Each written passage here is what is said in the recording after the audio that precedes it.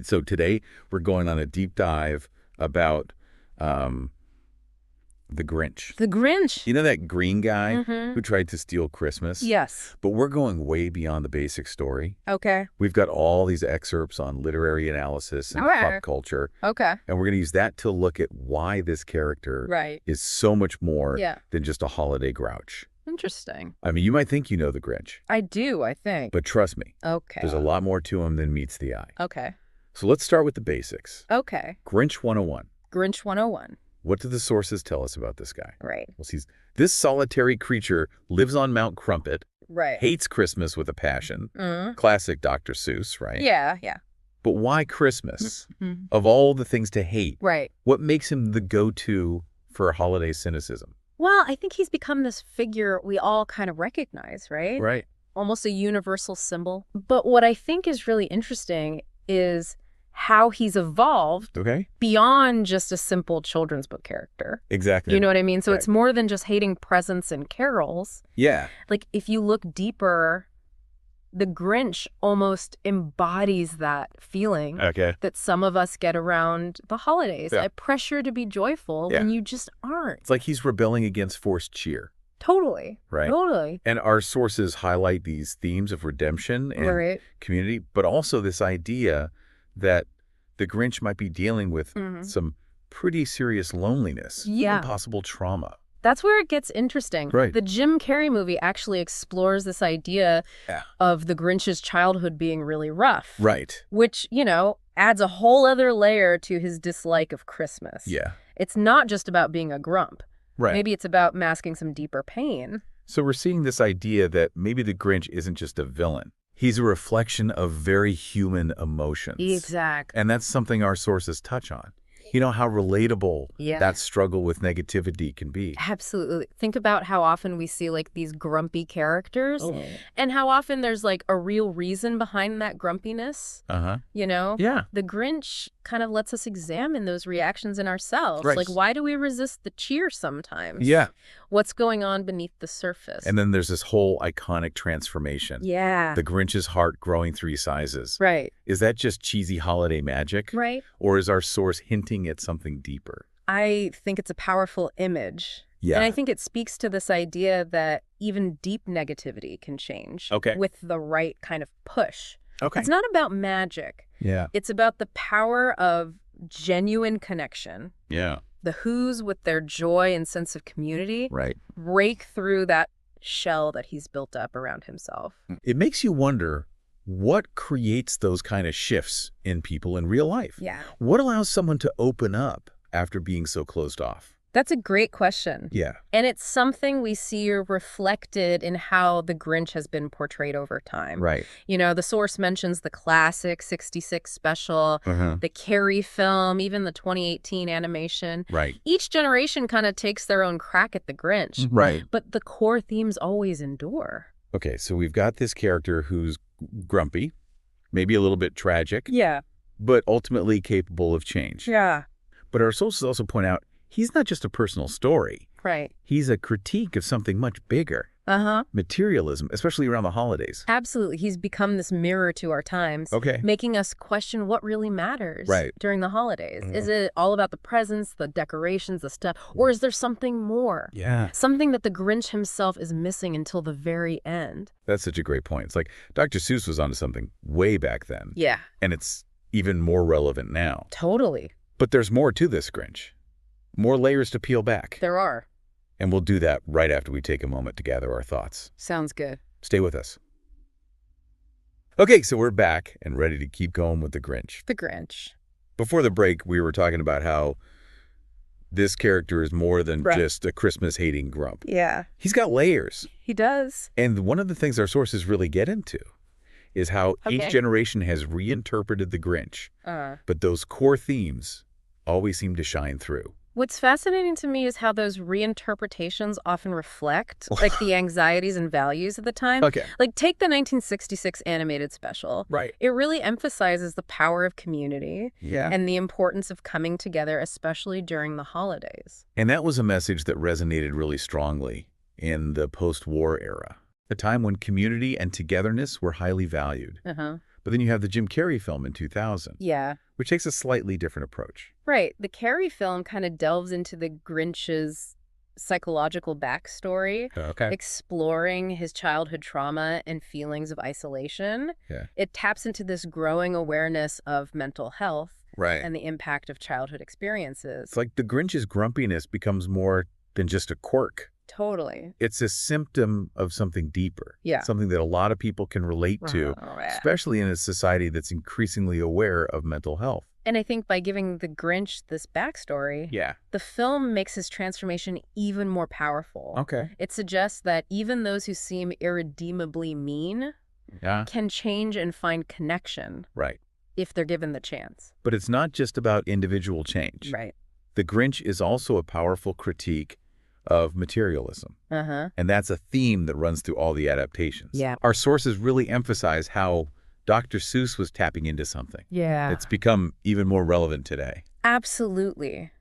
Think about how much our society revolves around consumerism, Right. especially during the holidays. Oh, yeah. We're bombarded with messages about buying the perfect gifts, Right. decorating our homes to the hilt, Yeah. creating this picture-perfect holiday experience. And the Grinch, in his own grumpy way, is pushing back against all that. Totally. He's saying, hey, wait a minute. Yeah. What's all this stuff really about? Right. It's like he's a voice of reason in this whirlwind of commercialism. And what's interesting is that the Who's, in their own way, Okay. also kind of challenge that notion of materialism. They lose all their possessions, Yeah. but they still find joy in each other, in their Yeah. community, in the simple act of singing together. That's such a powerful contrast. Yeah. And it really highlights this idea that true happiness doesn't come from stuff. Right. It comes from connection, from belonging, from something deeper than material possessions. And that's a message that resonates across generations. Yeah. Even though the way it's presented might change. Right. The 2018 animated film, for example, Uh-huh. takes a more visually spectacular approach, Okay. but it still gets at that core message Right. of finding joy in simple things and appreciating community. So we've got this green guy who's become this cultural icon, Right. a symbol of holiday cynicism, Yeah. a critique of materialism, Uh-huh.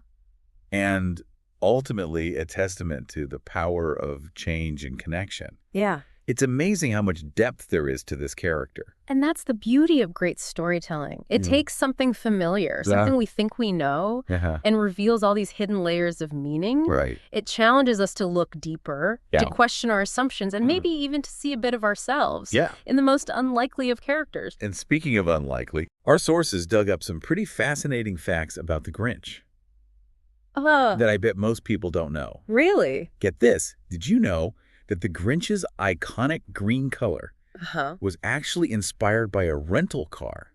A rental car. Yeah. Yeah. Apparently, Dr. Seuss once rented a car. Okay. That was this really weird shade of green, Interesting. and it just stuck with him. Huh. Who knew a mundane car rental could spark such a memorable creation? It just goes to show that inspiration can come from anywhere. Right? And that particular shade of green has become so iconic, Right, yeah. instantly recognizable as the Grinch color. Yeah. It's almost like it represents that bitterness and envy that he embodies, Yeah. at least initially. It's fascinating how these little details can add to our understanding Totally. of the character. Yeah. And speaking of details, here's another one. Okay. The name Grinch itself actually comes from the French word grincheux. Oh, sure. Yeah. That sounds familiar. Right? It means grumpy or ill-humored, Oh. which is totally fitting. Yeah. But it also suggests that his grumpiness isn't just a passing mood. It's a deeply ingrained part of who he is. And yet that Grinch-show nature doesn't define him entirely. Right. He's capable of transformation, of Yeah. shedding that grumpy exterior and embracing something more positive. It's a reminder that even our most ingrained traits don't have to control us. Exactly. Okay, one more fun fact before we move on. Okay. Remember that song, You're a Mean One, Mr. Grinch? Of course. From the 66 TV special? Yeah. Well, it's become so popular It has. that it's actually more recognizable than some traditional Christmas carols. Wow. Who knew a song about a grumpy green guy could become such a holiday staple? It's the power of a well-crafted villain song. Right. It's catchy, Yeah. memorable, and it perfectly captures that initial mean persona of the Grinch. Right. But it also sets the stage for his transformation. Right. It's like the song itself acknowledges that there's more to him than meets the eye. So we've got the grumpy exterior. Right. The potential for change. Yeah. The critique of materialism. Uh-huh. It's a lot to unpack. It is. Even for a character who's been around for decades. And we haven't even touched on like the psychological implications of his isolation, Yeah. or the symbolism of Mount Crumpet, Yeah. or the deeper meaning behind that heart-growing 3 sizes. Right. There's always more to explore. Which we will do Yes. right now. Let's go. So we've talked about a lot with the Grinch. His backstory, his transformation, his role as this like cultural icon. Yeah. Even some fun facts. Yeah. But I think what's really interesting is how this Yeah. character, created decades ago, still speaks to us today. What's fascinating is that the Grinch's journey, Yeah. in a way, it mirrors our own. Okay. We all have those Grinch moments, those times when we feel isolated, Yeah. cynical, maybe a little bitter. Right.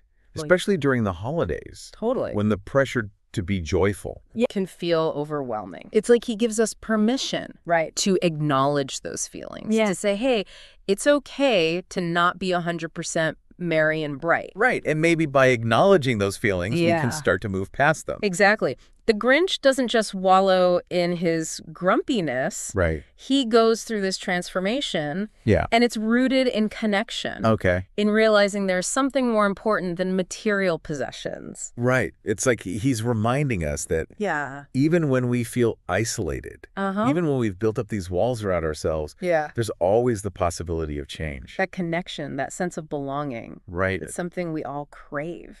Yeah, even if we don't always realize it. And that's where the Who's come in. Right. They represent that spirit of community, Yeah. generosity, of finding joy in simple things. Right. They don't judge the Grinch for his grumpiness. Right. They invite him in. Yeah. They show him that there's another way to be. It's such a powerful message. Yeah. And I think it's especially relevant now Totally. when we're so focused on individuality, Yeah. on achieving success, on accumulating things. Right. The Grinch is saying, hey, maybe there's something more important than all that.